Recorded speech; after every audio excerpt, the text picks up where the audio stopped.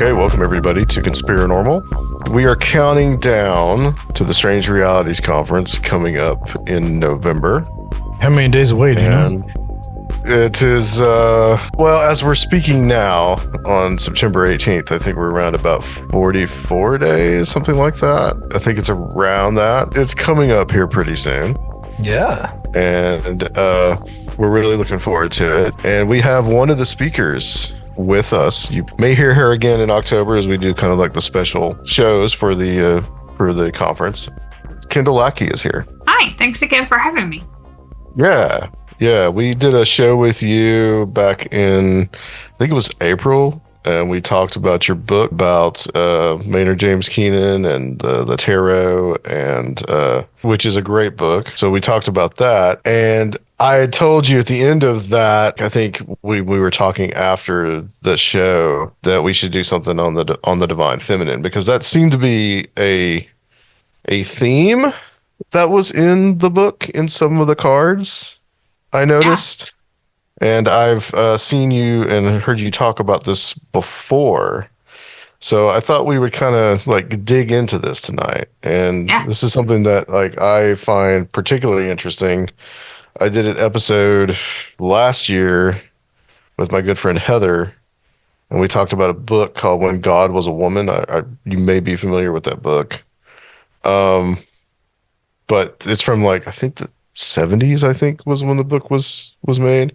So we talked about that, and it was kind of like this exploration of like the idea that primitive people had like a mother goddess and all these type of things, and how like the progression of the divine feminine through time, and also kind of like it being eventually replaced by the divine masculine.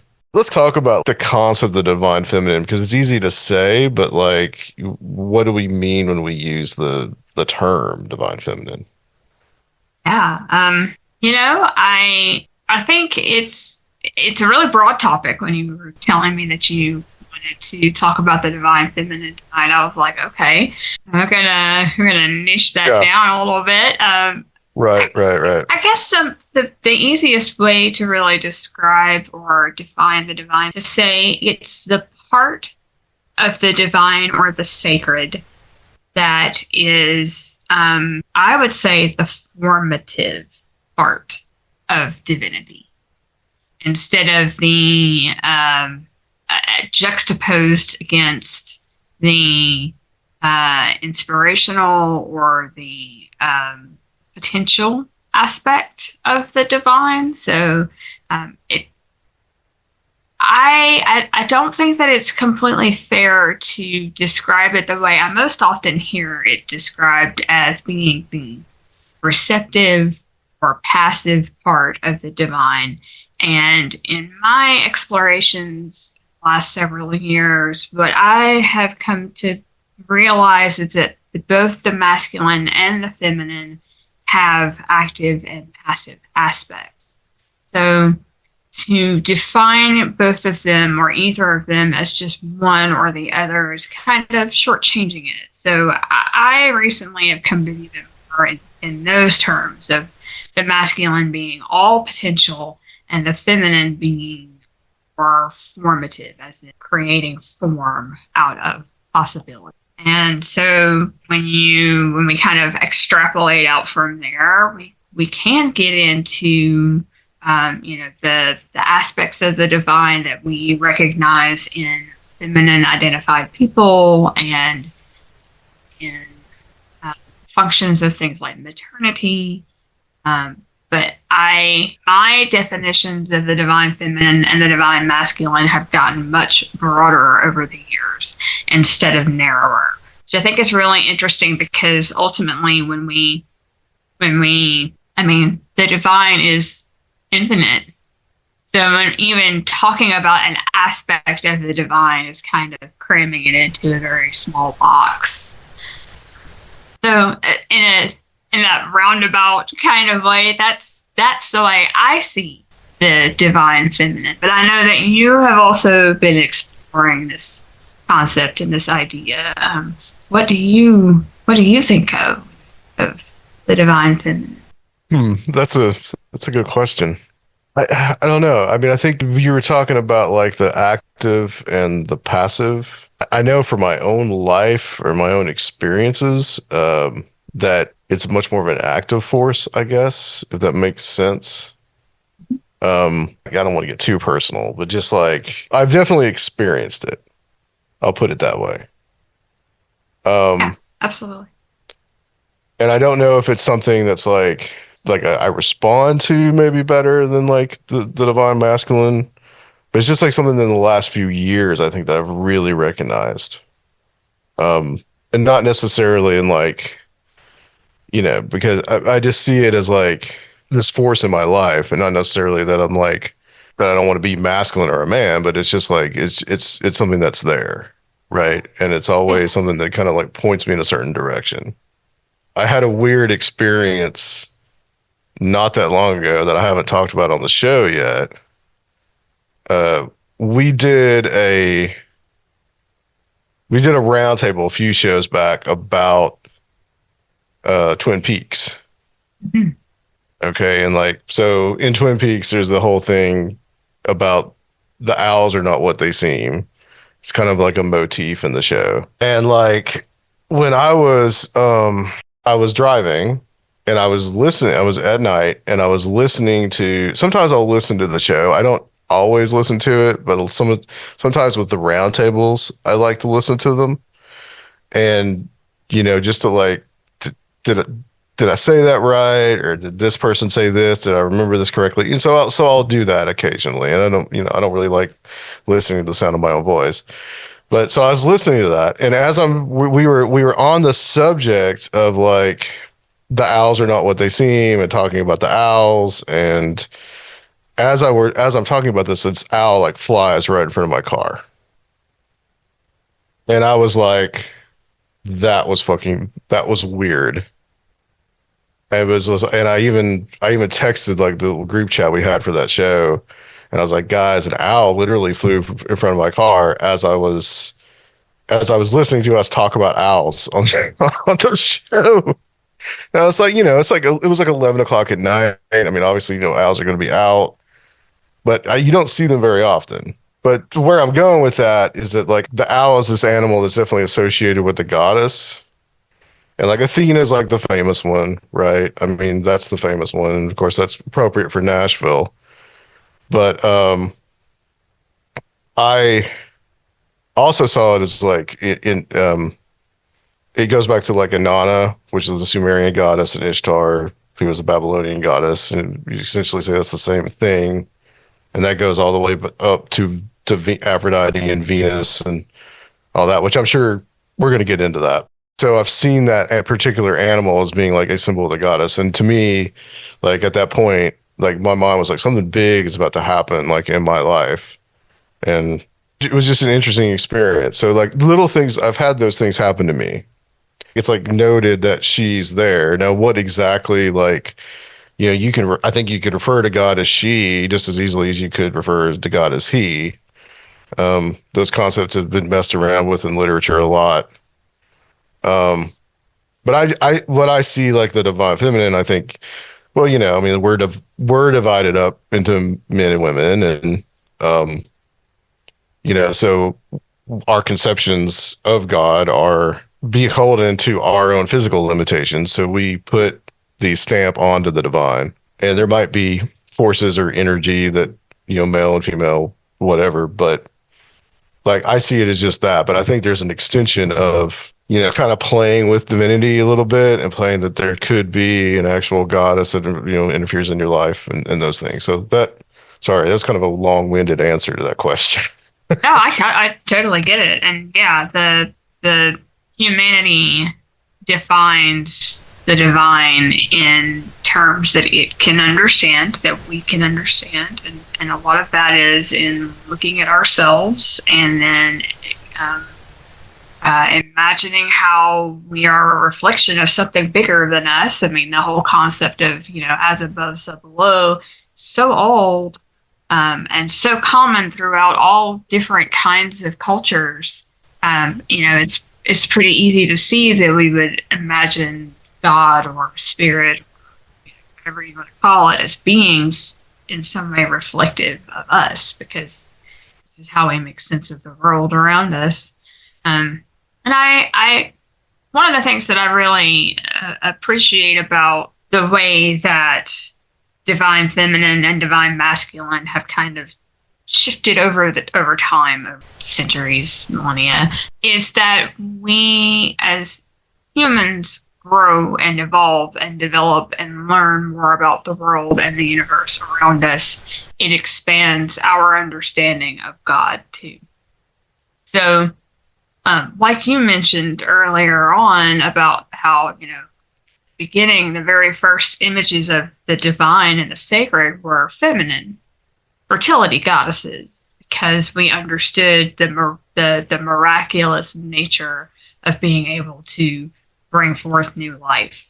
And we also understood that it was vitally important that the world around us, including ourselves, were all fertile and abundant and life-giving and life-bringing, because without it, we would all die. So it made sense that early conceptions of divinity would have been feminine in nature, and because of that immense miraculous power that the feminine animals and people were able to birth. And then over time, like you said, that got replaced by the divine masculine, because as our technological and scientific knowledge grew and we understood more about the way the world works around us, we also started understanding that, the sun didn't die every day and be reborn every morning. We didn't have to worry that the sun would never return, but for a brief period of time, or for a period of time there, humans believed that the sun had to be resurrected every day. And we likened the moon to the goddess and the divine feminine because it waxes and wanes like the pregnant belly, And so then naturally it would make sense that the sun would be representative of the god.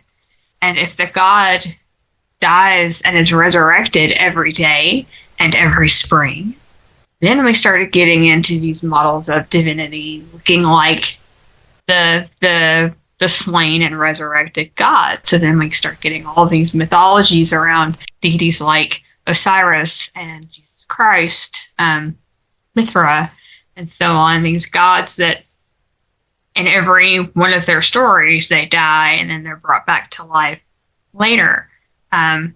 So fast forward even further in time, we all start to understand that the sun never goes away. It never stops burning.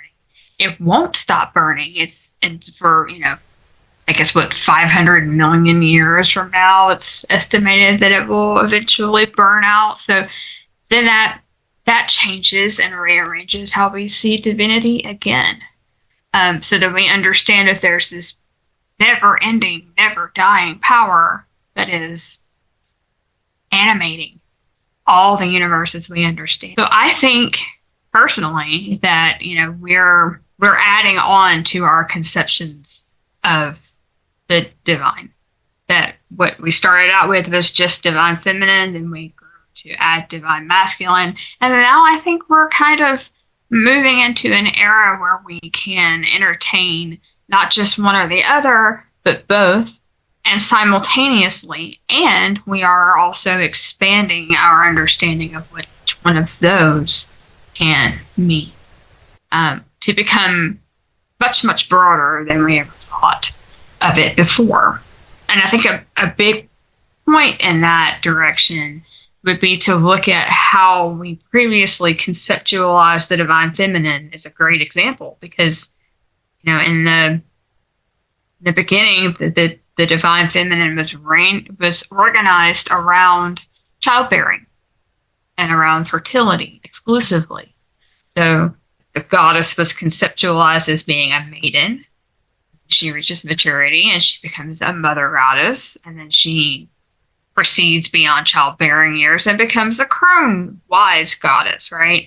And I think as time has gone on, we have expanded our understanding of what the divine feminine can mean to be things more like all those things plus the ability to magnetize, to or seduce, the ability to create through artistic endeavors.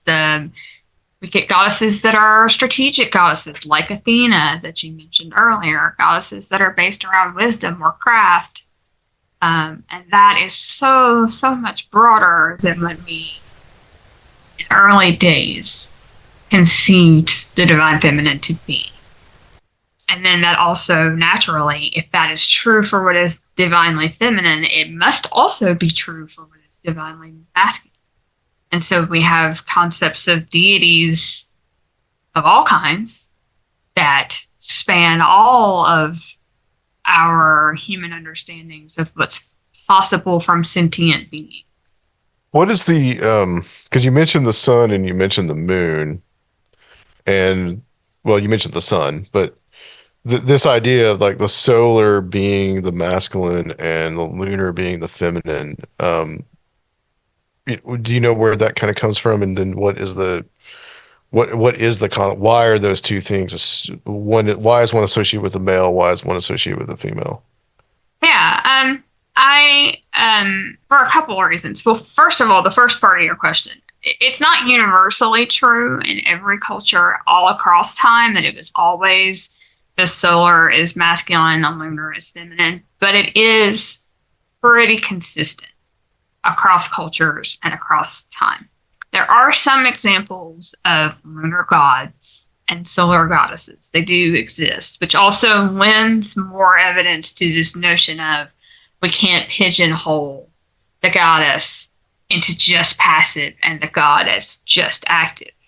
So there's that. But the main reasons why we associated, it's easiest, in my opinion, to look at it from the solar from the lunar first. So the moon visibly waxes and wanes every month.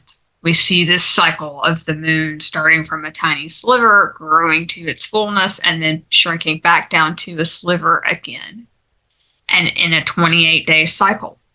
And that very, very obviously and very immediately brings to mind the menstrual cycle that women experience throughout their childbearing years, right? So we think about the lining of the womb shedding once a month and the cycle that goes into building up that lining and then shedding it and growing it again.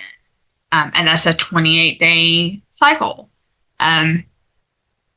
We also think about the moon and its growing and receding shape when we consider what pregnancy does to the body. So this round belly grows and shrinks and grows and shrinks as life is brought forth. So there's that first primary reason there. And then we start talking about, when does the moon appear? Well, the moon appears at night. We think of night being the mysterious and the psychic, magical. Think about how otherworldly the nighttime can feel, so starkly different from the day.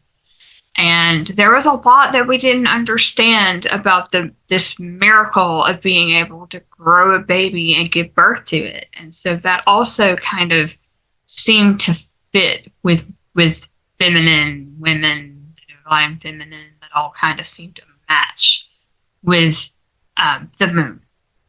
And then by process of elimination, which is pretty well the way that the human mind worked in early primitive development, you know, if the moon is the feminine and the female, then it stands to reason that its opposite, the sun, would represent the masculine. And then we start looking at, well, what does the sun do? The sun is it is responsible for growing all of our food, and it's the light through which we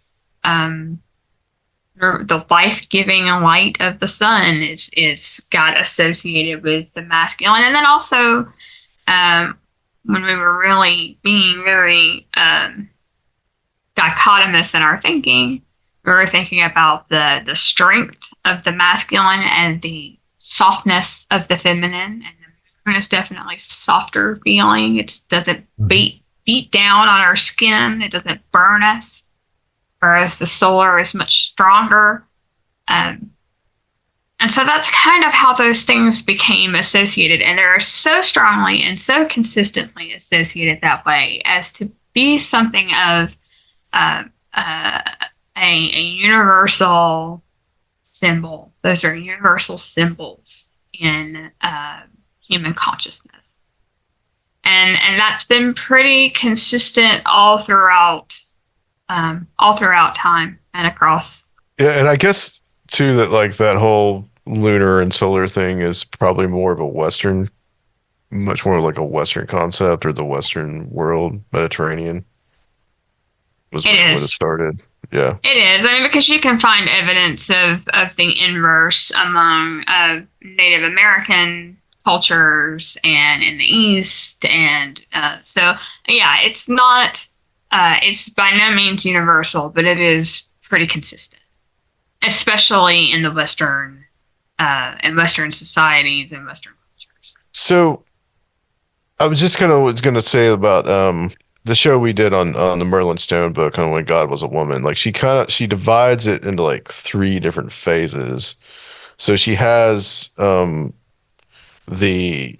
kind of like, I guess, lack of a better term, primitive man or prehistoric man, and how the prehistoric cultures, the mother goddess or the fertility goddess was really the only god, or it was really, God was understood to be more feminine.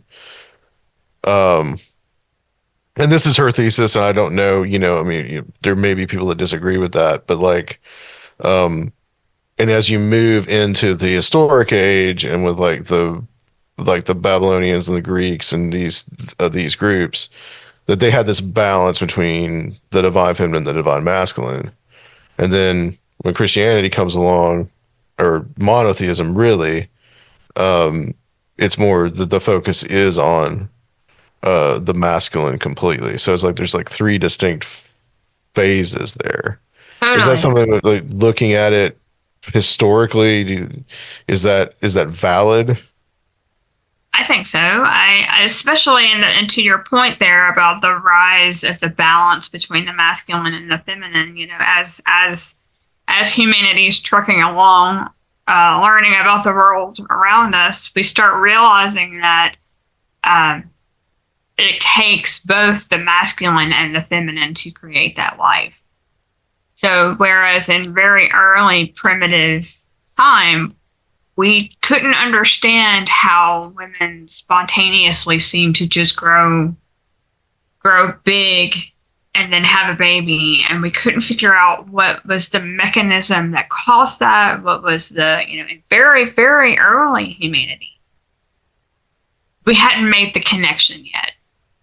But then, as time goes on, we figure out how sexual reproduction works. We start understanding that, the masculine's pretty important too. We kind of gotta have him.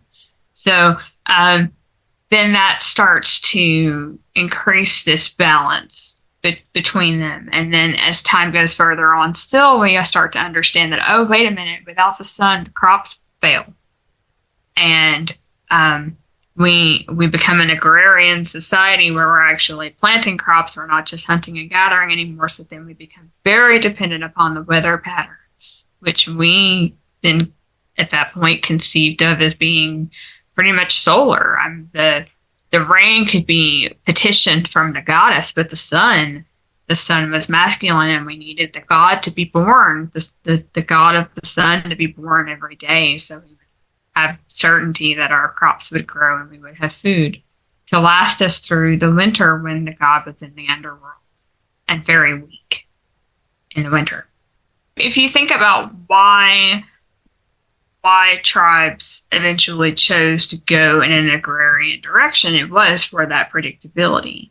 Rather than having to just kind of wander here and there and try to find or follow herds of animals for hunting or finding the vegetation that we needed to eat.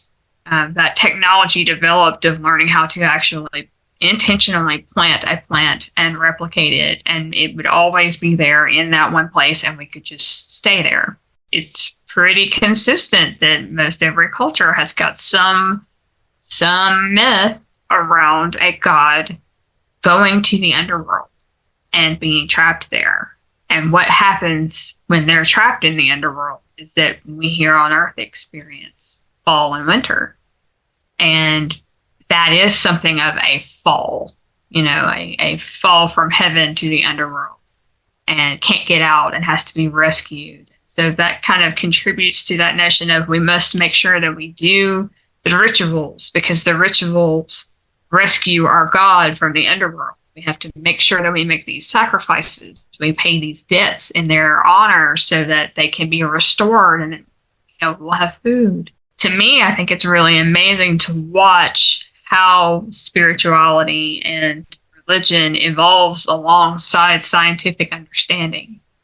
The more we understand scientifically about the world around us, the more it informs the way we see what is holy and what is divine, what's miraculous. Changes over the course of time.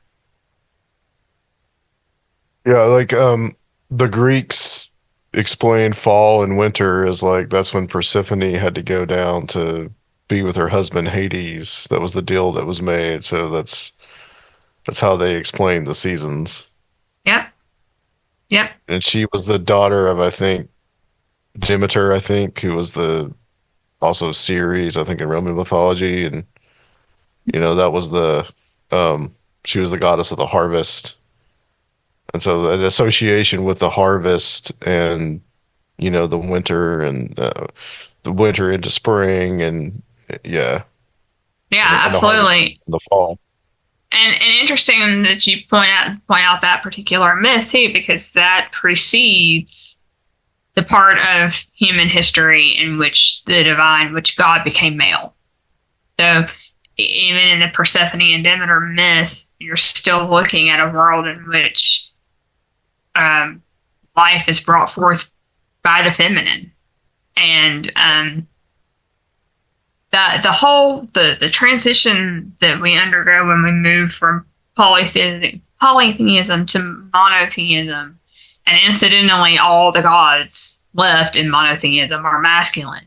It really does emphasize that point at which we decided that the masculine was stronger and thus better able to protect us and associated with the sun. And when the sun became paramount over the moon, we kind of lost our need for the mystical. We didn't have to divine anywhere where the herd of antelope were going. We didn't have to divine where the berries that we needed were growing. Like, we didn't need that anymore. We had the technology of the sun. We could harness the sun, and therefore we were much more identified with what was considered masculine. And we started to worship that over and above the feminine. And so that brief moment of balance there between the two was kind of done at that point. Yeah. And I really think that it's been a good thing over the last few centuries and the last 150 years especially, to have that restoration of balance between the masculine and feminine, where we understand and appreciate that life as we know it does not function without them both. And so in all these modern cultures that are, Abrahamic especially, it's like this is like a path of rediscovery now, to inject this, ancient half of everything into modern spirituality. I agree. And I honestly think that we're in this tiny little snippet of a window, a transition period, honestly, in terms of where we're headed next. I think where we're headed next, in fairly short order, is that we're going to start blending those two poles, those dichotomies, into something that's a lot more on the one hand, unified, and on the other hand, nuanced than what we have historically been viewing, how we've historically been viewing humanity.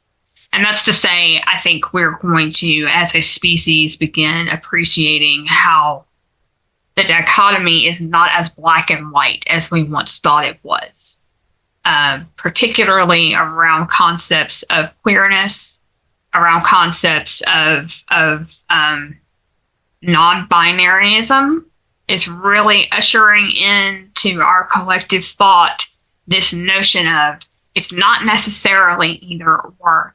It really is closer to both and, or maybe even neither. Because the reason why I think it's so helpful for all of us to be able to think of it like a battery, right? Like, think of duality like a battery. And if we have a positive end and a negative end on a battery, and we need both of those ends to be engaged in order to access the power and the current within the battery. Similar thing with pretty much all duality. If your only tool in your tool bag is a sledgehammer, you're not going to be anywhere near as effective as if you have both the sledgehammer and the scalpel, right? So as time goes on and we all begin to understand that women do better when they have the developed sense of independence and confidence. Men do better when they have developed an emotional intelligence and have a better rein on emotional expression. That we turn out to be healthier individuals when we have access to the full range of human emotion and human capability, instead of cutting ourselves off at the knees by saying, well, I'm a woman, so I'm only going to take this half of human characteristics. And I'm a man, so I'm only going to take this half. It's hamstringing us considerably. And I think that as time progresses and we learn more scientifically about gender and about sex and about sexuality and reproduction and all that, we still continue to learn. These are not static concepts that we've figured out once and we never learn anything else. As those concepts begin to grow, or continue to grow rather, our understanding of who we are and who we can be as people and as humans also expands, and thus our concept of what God can be must also expand, as above, so below. And that's my personal take on that. So we're kind of moving into a fourth age in a way. Like, there's like a restoration of a balance. Yeah. And in a way that's accessible to everybody. And part of how I kind of got to this idea was looking at the goddess Inanna Ishtar, which we now today conceptualize, at least in a subset of our culture, we conceptualize as Babalon. Babalon as a goddess is not passive. There is absolutely nothing about her that's passive. She's a goddess of seduction and war. She's the definition of active, right? So if we're going to consider a goddess who can be active, well then if what's true for one has to be true for the other, then it also stands to reason that there's got to be a passive masculine, a passive divine masculine. And we wonder, well, what does that look like? To me, I think the fairly obvious immediate answer that we get is Christ. Because Christ was passive. He was a pacifist. He was known to be receptive. And he was known to be compassionate. And we think about all of these attributes that we normally assign to the feminine spectrum. We start seeing how that fits into our understanding of who Jesus of Nazareth was. And that, I think, is pretty spectacular because he's been there all along, right in front of our faces. So to me, that just throws open the doors of what is possible for us as people, as worshipers, as divine beings ourselves, because we're created in the image of God.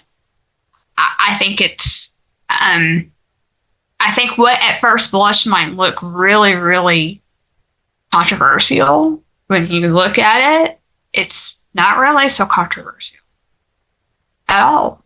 It's something that we've kind of always intuited all along, that we can be both.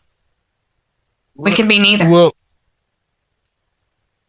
I want to talk. Yeah, I want to get to the Babalon stuff and the Thelema and Crowley's, some of Crowley's ideas, because I know that you use. We talked about on the last episode with you that you use the Thoth deck, and of course that comes from Crowley. But I kind of want to touch on I want to touch on this though, like the various aspects of the goddess and the divine feminine, and you mentioned three. You mentioned the mother, the maiden, the crone. So kind of like the life cycle, really. Yeah. But I've heard also you on another podcast. Well, actually on an Instagram clip that this podcast put out, that that you add in, I'll just say it, the whore into that as well. And I thought that was an interesting concept. Of course, Babalon and Crowley borrows all that imagery from the Book of Revelation. But can we kind of? But I would also throw in, like, I think there's another one that I would throw in, which is the warrior goddess, which I noticed is in much more is there as well.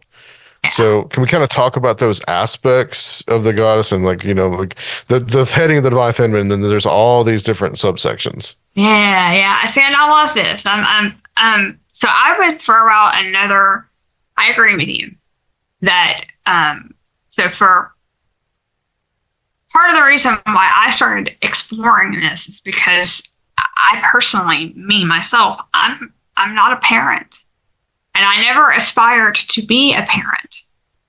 And yet, I also still firmly identify as a woman. And in the way of the old conceptualization, or the common conceptualization, I don't think it's fair to say the old, because there's been a lot of different archetypes that are feminine. But the common one that we are most familiar with is this idea of maiden, mother, crone. Well, really what the mother is trying to convey in that triptych is maturity. Not a child and not an elder, but the person who is occupying that space in between. But to call that universally the mother is pigeonholing all adults who identify as women, all women, into you have to be a mother in order to be fulfilling your role as a human on this planet. And that's simply not true. There are so many women who cannot conceive or who cannot carry a child to term for whatever reason. There are so many women who choose not to have children for a whatever reason that might be. That does not negate their purpose. It doesn't negate their humanity. It doesn't negate their sacredness, right? So when we reject that notion of that triple goddess is the only way to conceptualize the feminine experience, it opens up so much more. So yeah, you do have the whore. And people get hung up on that because it's titillating in our culture to talk about whoredom. But all whoredom really is the willingness to attract and magnetize one's image, one's energy, in order to bring people into contact with themselves, to create, to do something creative. The origin of the word whore really was around the notion of being paid to do work. That's it. Not even necessarily of a sexual nature, but over time it's taken on a sexual connotation. But really, across cultures, we always see this image of, or we see this description of serving as a whore, a prostitute, a concubine does not merely include sex, but it includes companionship and learning and arts and creativity. So really, they're serving almost more like a muse, right? So that's one. Another one is the warrior, like you mentioned. So like warrior goddesses like Athena, who are also strategists.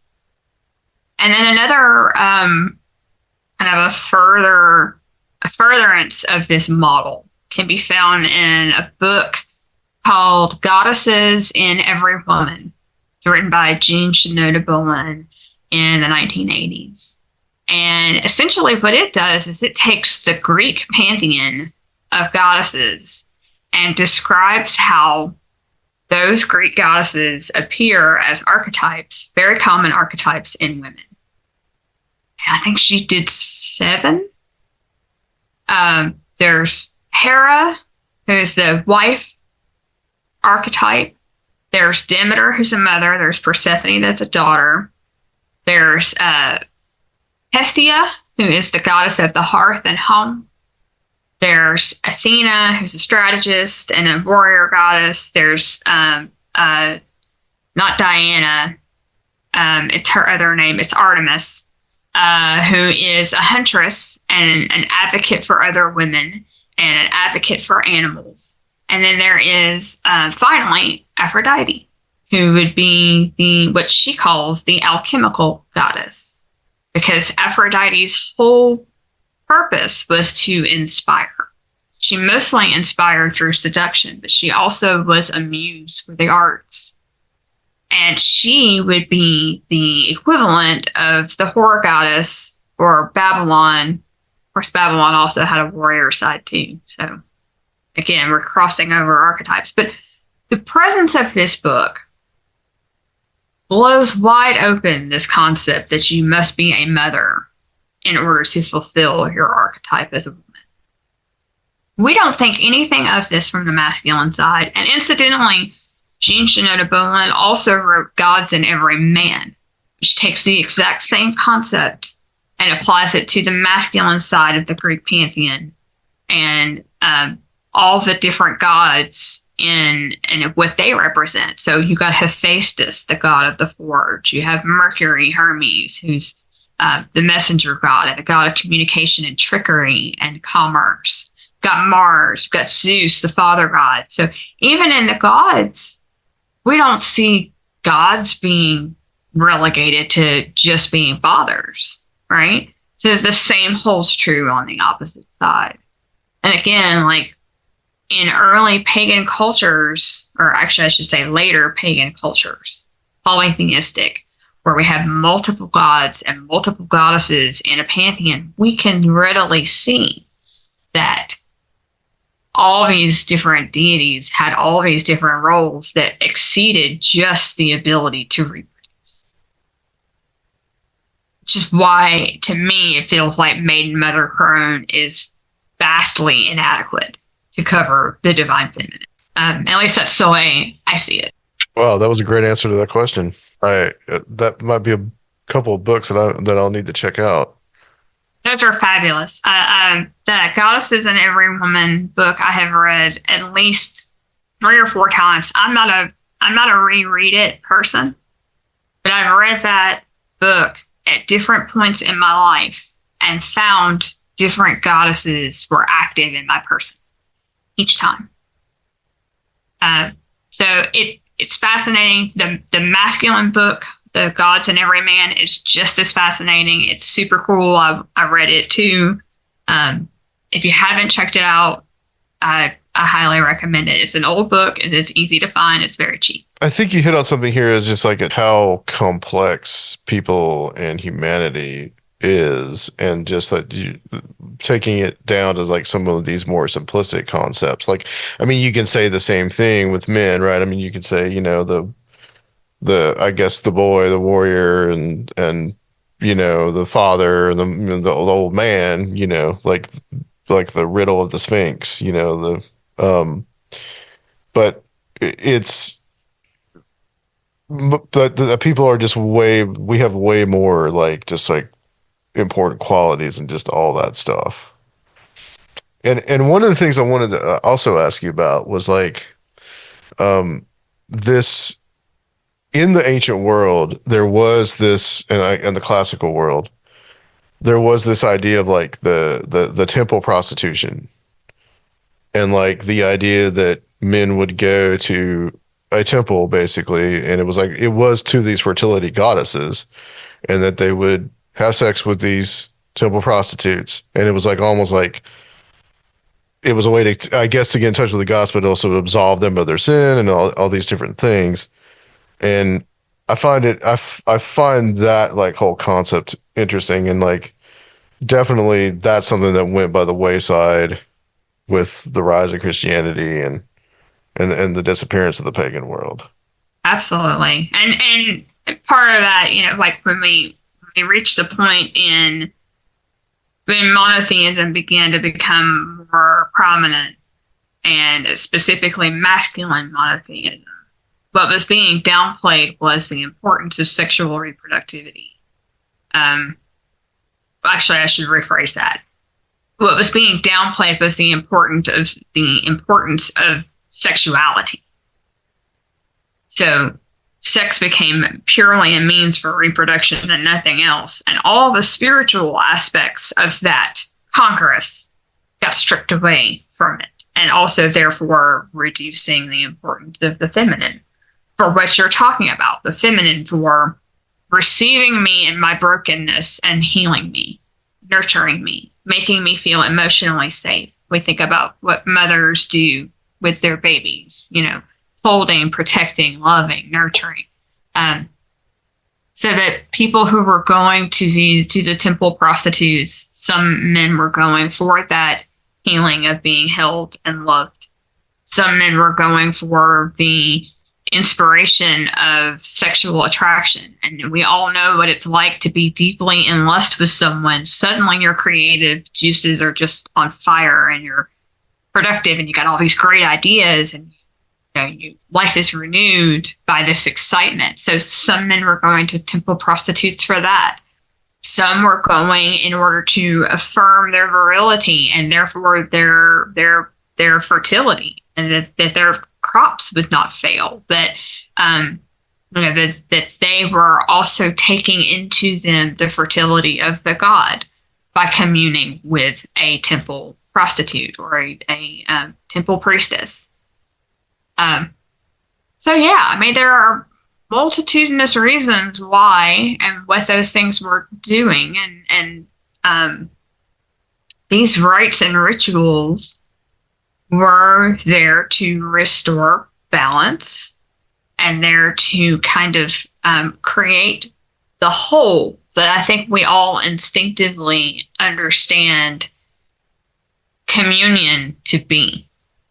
Communion with the other, whatever that other may be, creates a moment of wholeness and oneness that we sometimes lose sight of when we're alone by ourselves. And I think that that's another benefit of the way that we have grown culturally in restoring sex to being something that is holy and sacred. It's not universally by any stretch, but I think more and more people are coming back around to the idea that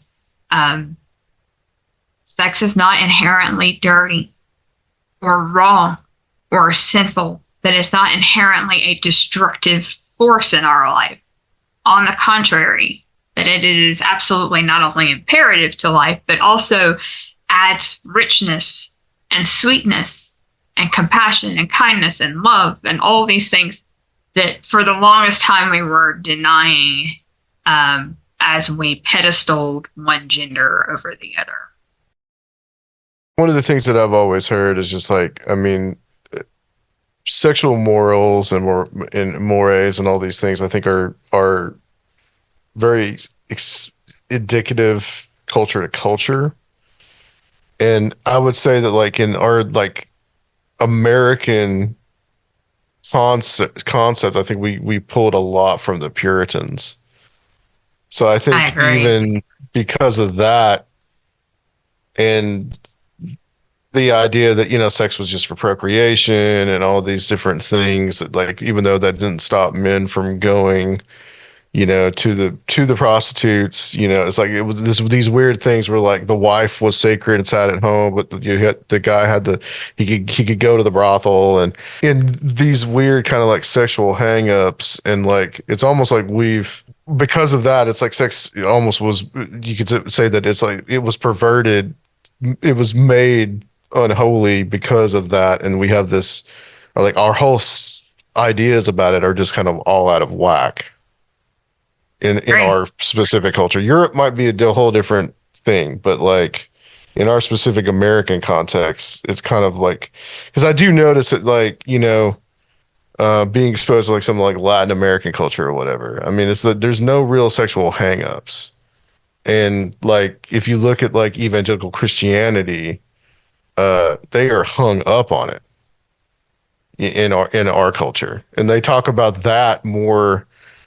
Sexual immorality or whatever. They would talk more about that than they would about hunger or war or these type of things. Like they're more hung up on that than anything else. So why do you think that is? I think it's just I think it's an extension of the Puritans' ideas, and the absolute kind of just mortification of the body that may come also from the medieval church as well. So I think that those ideas have just really kind of like permeated. So it seems like as a culture, like our ideas about sex are just really kind of just like straight out of whack. Like, and I think that been doing a lot of study on the ancient world lately, and like um, it's it's interesting to just how that like we said before, like how there was this balance between the sexes and between what women did, what men did, and that both were holy and both were divine. Yeah. And I'm sorry. Go ahead. oh no, I just to say that, just like I think that after that was I think it was much more of a natural, like sex was just a part of life. It wasn't this thing of just like, oh, you got to do it, or this type of thing. It was just a part of the life of cycle of people. And now, as I think it's probably been blown way more out of proportion than it should be, even though it is important. Does that make sense? Totally. And I agree with everything you just said. And then I would also add on to that a large part of the reason why institutions are institutions and become institutions because they accumulate and consolidate power, right?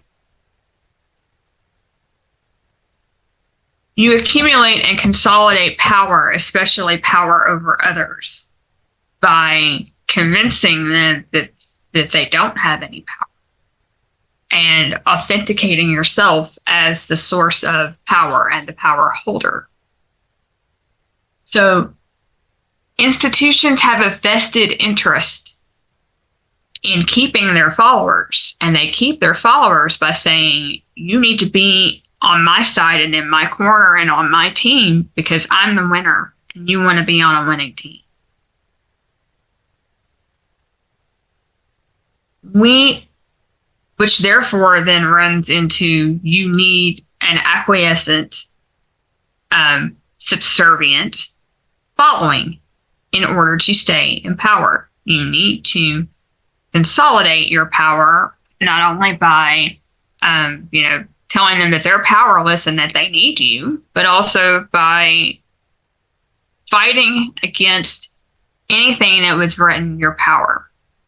Right? So there's the church there in a nutshell. Now, pivot back to sex. And my mind thinks of, what is the most magical thing about being alive? And I would say that the answer to that is the ability to bring forth life. The ability to bring forth life and to participate in the creation of life is the closest to God that we are, ever. is when we create something new that did not exist before us. And that power is encapsulated in our sacral chakra, which is our sex organs. It's the seat of all of our creativity.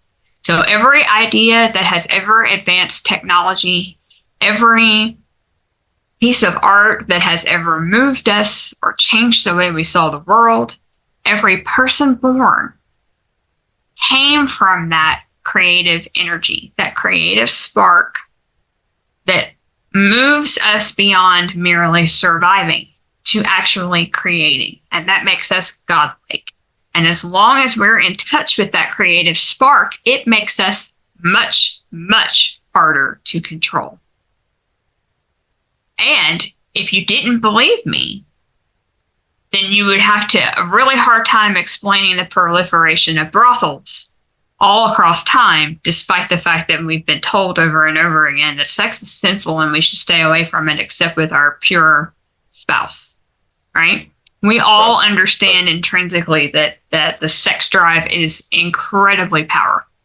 The drive for companionship, the drive for love, the drive for communion, the drive for sexual experience is quite possibly the strongest drive other than food, drink, and air.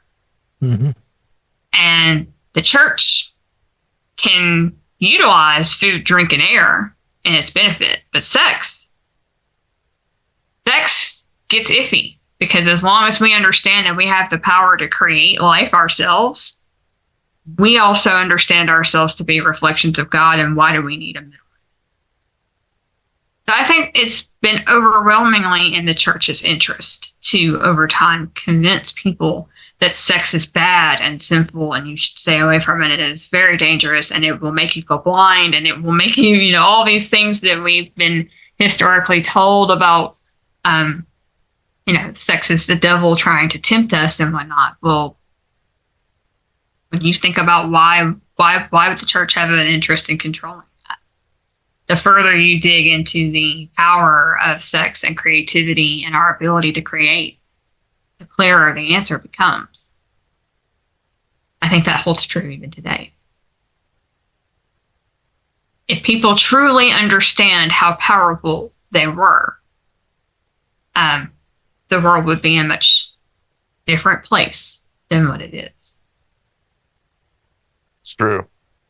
I think I would even back up a little bit from, of like just fully blaming Christianity. I think I would even back up even further into time and say that when you begin to have empires and when you begin to have, well, city-states first and then into empires, it becomes much more of a masculine society. Merlin Stone talks about in that book, which I think is a concept she borrowed from Robert Graves, where she talks about how, the Aryan invasions, that this is what around 1500 BC or whatever, that this kind of brings in much more of the God aspect, and that as society becomes more and more complex, and you have to have kings and really a warrior caste or system, then you begin to get gods like you mentioned before, like Mithras, which was a warrior mystery cult. Kingship is dependent on controlling a line, right? And controlling women's production. Well, and as kingship grew from being just a tribal thing and started growing into nation states, like what you're talking about, Adam, it became more and more important in order to capture more communities and annex them, to say that my authority is not just vested in who my father was, but who my father is, right? Mm-hmm. It becomes, that's why you start seeing the marriage of church and state together, that the king is crowned by the church. King is crowned by, and when I say the church, I know that elicits in most people's mind the idea of the Roman Catholic Church. But really, across cultures, we see that kings get crowned by the prevailing religious authority, because it communicates to people that I have the power of God behind me. So Yeah. I agree with you. It's not just the Christian church. I think it's really all organized institutions that grow larger than familially bonded tribes. I was listening to a show today with a Roman historian, and the question came up about Christianity and about how Rome adopts it as the state religion, essentially, and it became easy as the Roman as there were all these power struggles. It became easier for the Roman emperor, instead of just like identifying with one of the many gods, he could adopt a religion that said there is only one God, and by the way, I am his deputy on earth. Only one emperor. Exactly. So you get this whole, this divine right of kings thing that some want back now. So yeah. Yeah. I mean, we even see that going all the way back to antiquity too. I mean, that's not a new concept in just the classical age, because the pharaoh was also, crowned by his marriage to the goddess in ancient Egypt. So, I mean, that's not a new idea, but I think where that comes from is when we start controlling large, massive populations that extend beyond just familial bloodlines. You got to have some sort of authority that keeps you in place so that you're not constantly having to fight turf wars and fight battles, and you can consolidate a kingdom and peacefully lead it. It requires some sort of power bigger than us to keep somebody in place. And there you start to see the beginnings of population control through ideology. Oh. And sex is something that's super dangerous that has to be controlled some way. I mean, we even see that like in the medieval chivalry.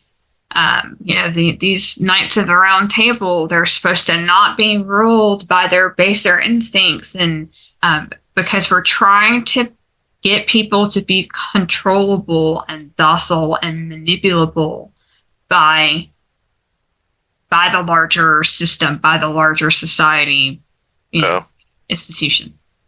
Yeah, it's interesting. The Arthurian legends really they really gel around the time of the rise of the nation state of England and France. And I want to talk about Babalon and this idea, some of Crowley's ideas. And I don't, Kyndyll, I haven't asked you, do you practice the Lima? Is it more just an interest, or? I would not call myself a Thelemite.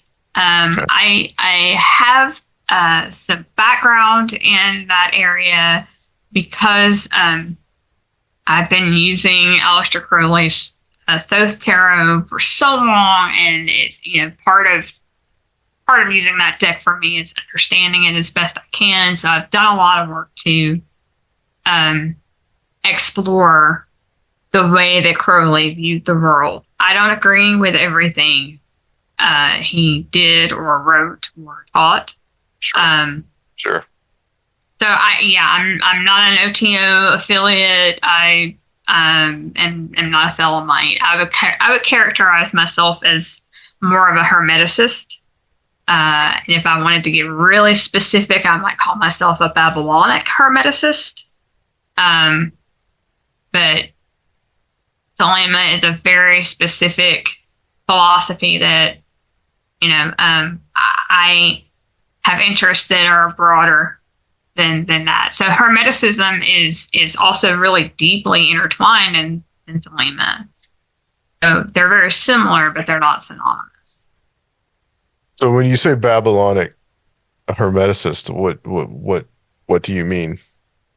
So I have that's just my own weird quirky thing of what I would call myself if I had to name myself. There's not a school or a tradition that's Babylonic Hermeticism. But if I had to describe myself, my practice is a blend of ideology that surrounds the goddess Babylon, as well as ideology that surrounds the god Hermes, also known as Mercury, also known as Thoth.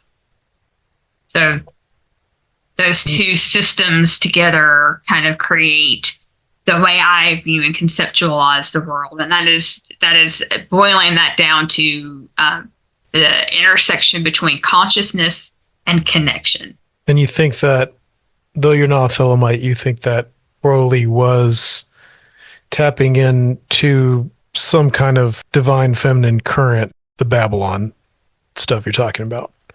I would say so. Yeah. I absolutely think that Crowley was a prophet. He was an occultist that changed the way the Western occult world developed. No one can really argue with that. So yeah, I would definitely say that he's imperative, and he's one among many who are important. And what I greatly appreciate about his perspective was that he took the prevailing ideology of Christianity and I won't say inverted it. I guess you could say he flipped it on its head, but he encouraged us to look at those stories from a different perspective. He wasn't the first person to do that, but he happened to do it in a way that captured the imagination of the people around him, and then that grew from there. So, yeah, his ability to reconceptualize how we look at women in the Bible, particularly, was really one of his many points of genius, and that's where Babalon comes from. He didn't invent her. John Dee and Edward Kelly had already channeled her 200, 300 years before that. But he picked up her story and continued on with it and popularized it and brought it into the broader consciousness. And that was simply just this radical notion that sex could be holy and sacred, and that sex need not be relegated to between two married people, but that it could also be holy outside of the institution, there's that word again, of marriage, that sex was holy, period. As long as it was between, and see, Crowley wouldn't have gone this far, but I would, as long as it's between consenting adults, it's holy. And to be totally illustrative, I don't think Crowley would have gone that far. I think Crowley would have said between two people, because I don't think that all of his partners were informed. And therefore could not consent as we understand it today in modern technology and in modern society. He was extremely progressive for his time, even provocative, but he wasn't as progressive as we are today. He still was very much a product of his time. Yeah. I mean, and we'll talk about a little bit. I want to talk a little bit about his concept of the Scarlet Woman, but some of these Scarlet Women that he didn't treat very well. That's one of the problems I most have with Crowley, is just how an absolute shit he was to women. And he left one of his wives in China, just left her and their kid in China, just, yeah. I mean, terrible, terrible things. But, so Babalon is this goddess. It is associated with the fertility goddesses. So Astarte and Inanna, Ishtar, Aphrodite, Venus. She is associated with that same kind of goddess. And then John Dee, I guess, channeled this entity, I think. Yes. And then Crowley kind of adds the whole Whore of Babylon stuff because he grew up Plymouth Brethren, and they really kind of came up with the whole eschatology of all that imagery. But the concept of like the Scarlet Woman, what was his concept there with that? So he envisioned the Scarlet Woman as the human office holder, the human placeholder for the divine energy that he called Babalon. So it was a title that he bestowed upon his female partners who were to be his passive channel, receptacle, vessel for his magical seed. So even in the description of how he conceptualized Babalon and what Babylon's ultimate purpose in the Thelemic pantheon was still rather misogynist. He did not see her as an active force. He didn't describe her as an active force. He didn't really encourage. He saw his Scarlet Women as being almost like animals across the abyss, as Sherpas, as muses, as channels, but not as powerful magicians in their own right. And that's despite the fact that many of the women who he gave that title to are known to be really important people in the occult milieu and produced really important works of their own that he did not give credit to and wasn't really interested in sharing the spotlight with. But when we look at later Thelemites, people who picked up after Crowley and carried on the Thelemic tradition, we start talking about people like Jack Parsons and Kenneth Grant. And both of those individuals, as well as, women like Cameron, Marjorie Cameron, those folks absolutely identify Babalon as an active force and an active deity rather than a passive one, and recognized the power of that magnetism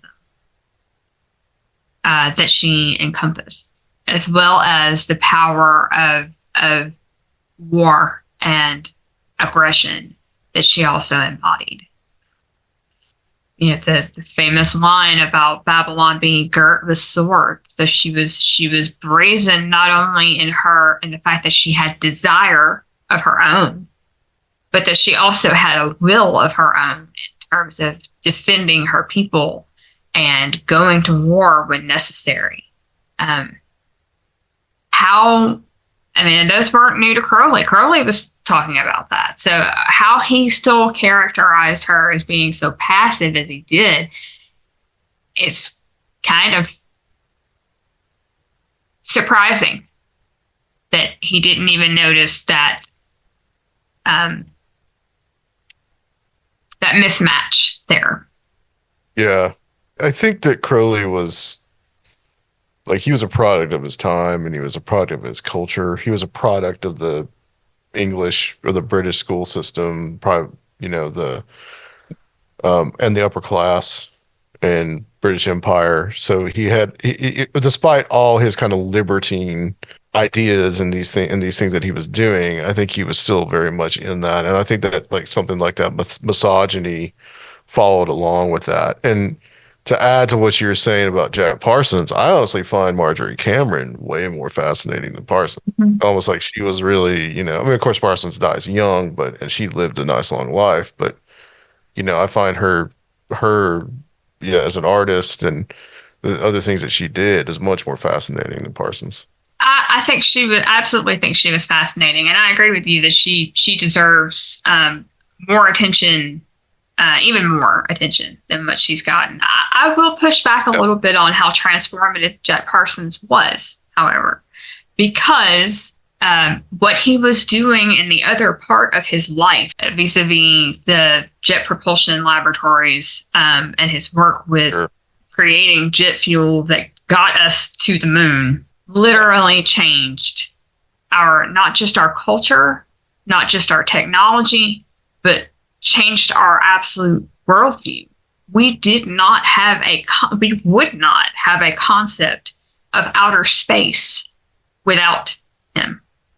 We would not have the knowledge that we have of what the Earth looks like from space without him. And that rearranged our collective brains.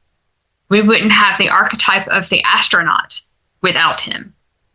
And when you think about modern culture, contemporary culture, and how deeply imbued the rest of the 20th century and into this century are with space concepts, space imagery, space understanding our ability to potentially one day save the human race by getting off the planet.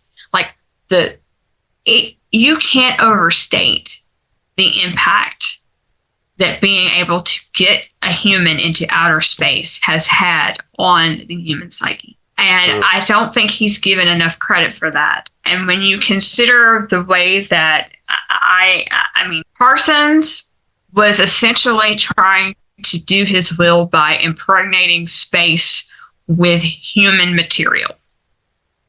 It's massive. And our world will never, ever be the same. So I think... Talk about alchemy. Yeah, right? And I think hindsight and history is going to bear Parsons out to be way more important than even what we see him as now. One final thing to talk about is, of course, you do tarot readings and you wrote a whole book about it.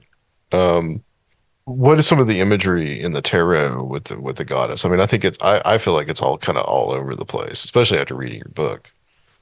Yeah, it's everywhere. Gosh. I mean, the obvious ones, of course, we think about the high priestess. We think about the empress, the star, lust or strength, depending upon what kind of deck you're reading with. It's imprinted everywhere. And, beyond just those really big archetypes, we also see the presence of the divine feminine in all the cards that are ruled by feminine planets. So ruled by Saturn, ruled by Venus, and by the moon. Everywhere that is not the masculine is the feminine, and except for the places where it's both, which to me, in my thinking, it's anywhere that you have the presence of Mercury, you've got both, because Mercury was essentially non-binary.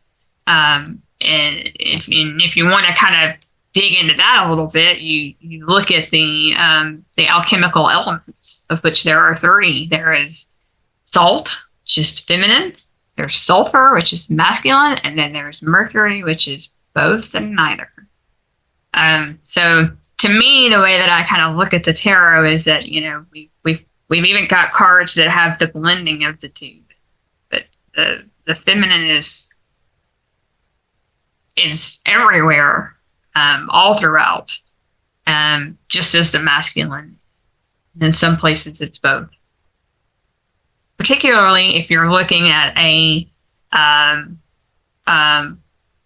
decks that have the ruling planets and ruling signs printed on them, it's easier to see. All tarot cards have rulership of an astrological sign or a planet or an element or some combination of planet and sign. So, therefore, the elements, half of them are masculine, that's air and fire. Half of them are feminine, water and earth. Then you have the dichotomy between the planets and the dichotomy between signs as well. I don't know if that really fully answered the question, or if there were something more specific you were wanting to drill down into. Well, that's interesting. As you mentioned the whole thing about Mercury, Hermes being non-binary. So like that kind of brings to my mind of just the fact that this is the god of knowledge essentially, and like knowledge is kind of neutral in that way. Yeah, absolutely. So that's an interesting concept. Mm-hmm. And you really, even looking at all the different kinds of faces of that energy, in multiple places we see the ability to shapeshift between the masculine and the feminine by that energy. I really think of mercurial energy as being something akin to like electricity, and that's pure unadulterated energy. It's not one or the other. It's a shapeshifter. It's a as needed kind of an energy.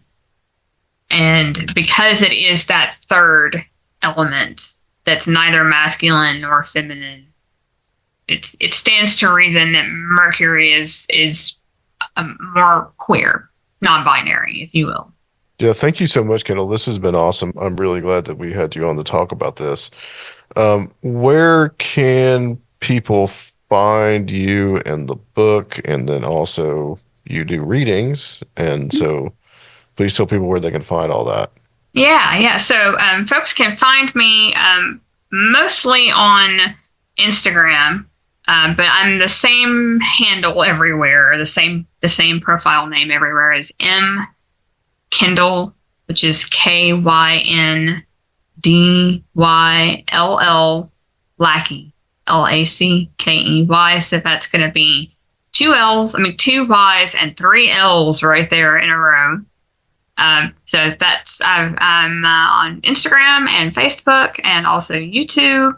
The book, Beyond as Above, So Below, Understanding Hermetic Tarot Through the Music of Maynard James Keenan, is available in both ebook and print on Amazon. My website is also mkyndyllackey.com, and I do offer tarot readings both online as well as in person for those people who happen to live in Nashville. You can catch me at Aroma G's Botanical or Aroma G's Botanica near the airport on Fridays. Okay, and Aroma G's is a great place. Outside Nashville, you're ever in Nashville, go check it out. Absolutely. They've helped us out and supported us by letting us put flyers in for Strange Realities Conference, which Kyndyll will be speaking at this year. And we are very excited to have her as a local Nashville person. Super excited to be there. Really enjoyed talking with you guys again tonight.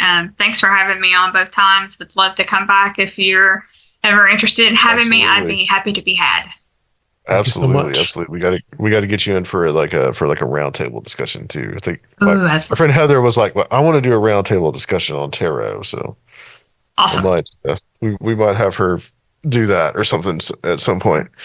But thank you so much, Kyndyll. And also, guys, Strange Realities Conference coming up at the beginning of November 1st and 2nd in Nashville. You will see Kyndyll there. You will see me there, and you will see Surfiel there. And others as well. Tim Banal, Josh Cutchin, Brent Rains, and Nathan Isaac, Micah Hanks. Lots of people that are going to be part of this. So come join us. Tickets are online at strangerealitiesconference.com. And we also have $70 for the in-person tickets, and then also $30 for online only. And of course, the whole thing is online, so you won't miss a beat. But also, we have coming up at the beginning of October, which this should be up before then, October 9th, we will be doing a special thing with Kiki Dombrowski since she will not be able to be this year at the Strange Realities Conference. She is going to be doing a presentation on Halloween. So if you guys are interested, you can sign up for that in our Patreon, which Surfiel can tell you how to find that. You can find that at patreon.com/Conspirinormal. All right. I feel the spiel gets longer and longer, especially around this time of year. But thank you, Kyndyll, so much for being a part of this, and thanks for coming on the show. It's been an absolute pleasure. Thank you so much. Thank you. Thank you. All right, guys, we will see you next week. We're going to have Dean Bertram coming back on, and we're going to talk about the Illuminati, the true story of the Illuminati with Dean Bertram. All right, guys, thanks for listening, and we will be back on Conspirinormal.